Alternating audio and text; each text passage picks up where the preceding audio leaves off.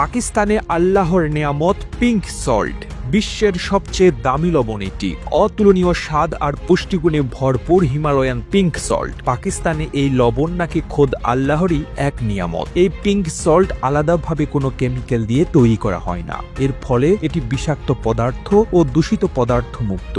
এই লবণ 540 থেকে 600 মিলিয়ন বছর আগে জমে থাকা তেলের বিরল অংশ, যা নাকি ঘোড়ার মুখ দেওয়া পাথর পরীক্ষা করে আবিষ্কার করা হয়েছিল। অন্যদিকে নামে পিঙ্ক সল্ট হলেও এই লবণ কিন্তু হিমালয় থেকে নিয়ে আসা হয় না। আর অন্যান্য সাধারণ লবণের চেয়ে এই লবণের পুষ্টিগুণ অনেক বেশি। দেখতে খুবই সুন্দর এই পিঙ্ক সল্ট কিভাবে এলো, কোথায় পাওয়া যায়, সেসবেরই বিস্তারিত জানাবো আমাদের আজকের আয়োজনে। হিমালয়ান এই লবণের প্রথম খোঁজ পাওয়া গিয়েছিল ব্রিটিশ আমলে। সেই আমলে একজন সৈনিক তার ঘোড়া নিয়ে যাচ্ছিল। হঠাৎ এক পাহাড়ের সামনে এসে তার ঘোড়াটি একটি পাথর চাটতে শুরু করে, যেখানে পাহাড়ের একেবারে মাঝের গর্তগুলো থেকে বৃষ্টির জল এসে জমে থাকে। এটা দেখে সৈনিকটির মনে কৌতূহল জাগে। তারপর যখন ঘোড়ার মুখ দেওয়া এই পাথরটিকে পরীক্ষা করা হলো, তখন বিস্মিত হয়ে সবাই দেখলো এটি কোনো সাধারণ পাথর নয়, এটি ছিল প্রাকৃতিক এক পিঙ্ক সল্টের খণ্ড।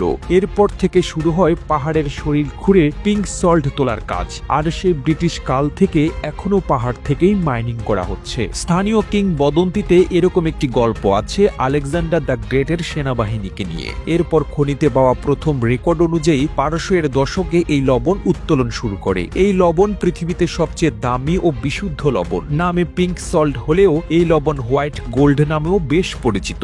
সহজে সবার আকর্ষণ কেড়ে নেওয়া আর জনপ্রিয়তার কারণে এর গোলাপি বর্ণ বেশ অবাক করা তথ্য যে হিমালয় হলেও এই লবণ কিন্তু একেবারে হিমালয় পর্বত থেকে নিয়ে আসা হয় না, বরং এটি বিশ্বের দ্বিতীয় বৃহত্তম লবণ খনি পাকিস্তানের হিমালয়ের দক্ষিণে থাকা সল্ট রেঞ্জ পাঞ্জাব অঞ্চলের খেওড়া লবণ খনি থেকে উত্তোলন করা হয়। পাকিস্তান সাধারণত এক প্রাকৃতিক ও খনিজ লবণের দেশ। পাকিস্তানিদের মতে এই লবণ আল্লাহর এক নিয়ামত। মূলত এই হিমালয়ান পিঙ্ক সল্ট এক ধরনের খনিজ পদার্থ, যা দেখতে খুবই সুন্দর, একরকম পাথরের মতো। অদ্ভুত সুন্দর রঙের জন্য এই পাথর দিয়ে লবণ তৈরির পাশাপাশি বিভিন্ন ধরনের ডিজাইনের জিনিসপত্র তৈরি করা হয়, যেমন শৌখিন শোপিস ও বিভিন্ন পাত্র। এই পিঙ্ক সল্ট সংগ্রহ করার জন্য মাইনিং করাটা খুবই জরুরি। মাটির নিচ খুললে যেমন কয়লা পাওয়া যায়, ঠিক সেই রকম মাটির নিচ থেকে এই লবণ সংগ্রহ করে পাকিস্তানিরা। এই পিঙ্ক সল্ট সবচেয়ে বেশি সংগ্রহ করা হয় পাকিস্তানের পাহাড়ের মিডল থেকে।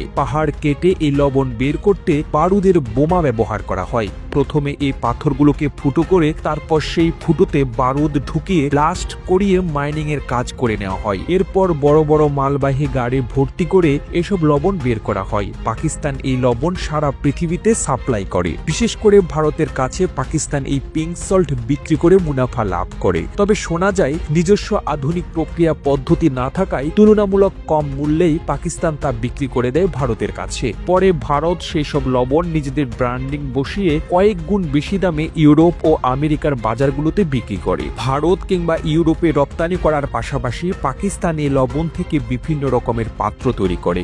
বললে হয়তো বিশ্বাস করবেন না, এই লবণ দিয়ে বাতিও তৈরি করা হয়, যা গোলাপি বা কমলা বর্ণের আলো দিতে পারে। আমাদের দেশে যে পিঙ্ক সল্ট নামের লবণগুলো আসে তাতে সাধারণ লবণ মেশানো থাকে। আসল পিঙ্ক সল্টের স্বাদ ও গন্ধ বেশ অন্যরকম হয়ে থাকে। শুধুমাত্র যারা পাকিস্তানি আসল পিঙ্ক সল্ট খেয়ে দেখেছেন তারা অবশ্যই এর অতুলনীয় স্বাদের কথা বুঝতে পারবেন। পাকিস্তানের পাহাড়ে 3 রকমের পিঙ্ক সল্ট পাওয়া যায়, হোয়াইট, রেড এবং পিঙ্ক কালারের। হোয়াইট কালারের মধ্যে সোডিয়াম ক্লোরাইড রয়েছে, পিঙ্ক কালারের মধ্যে ম্যাগনেসিয়াম আর রেড কালারের মধ্যে পাওয়া যায় আয়রন। তবে এই লবণে 98% থাকে সোডিয়াম ক্লোরাইড আর বাকি 2% থাকে মিনারেল। তার সাথে সাথে ক্যালসিয়াম, পটাশিয়াম, ম্যাগনেসিয়াম এই ধরনের জিনিসগুলো পাওয়া যায়, যার কারণে পিঙ্ক সল্ট এত সুস্বাদু হয়ে থাকে। আর এই পিঙ্ক সল্ট সারা বিশ্বে খাবারের একটি অন্যতম উপাদান হিসেবে ব্যবহার করা হয়। একেবারে প্রাকৃতিক, সহজলভ্য না হওয়া এবং খনি থেকে উত্তোলন ও পরিবহন অনেক ব্যয়বহুল হওয়ায় এই লবণ সাধারণ লবণের চেয়ে অনেক দামি হয়। আমাদের দেশে সাধারণত লবণের কেজি যেখানে 35 থেকে 45 টাকার মধ্যে, সেখানে 1 কেজি পিঙ্ক সল্টের দাম 2500 থেকে 3000 টাকার উপরে চলে যায়। প্রতিবেদনটি তৈরিতে তথ্য ও উপাত্তের সাহায্য নেওয়া হয়েছে দূরবীন নামক ফেসবুক পেজ থেকে। আর এতক্ষণ আপনারা সঙ্গে ছিলেন বিশ্ব বাংলার। সেই সঙ্গে আপনি বাংলাদেশের কোন জেলা থেকে এই ভিডিওটি দেখছেন আমাদের কমেন্ট করে জানান। আমরা পরবর্তী ভিডিওতে আপনাকে ধন্যবাদ জানাতে ভুলব না। এতক্ষণ বিশ্ব বাংলার সাথে থাকার জন্য অসংখ্য ধন্যবাদ।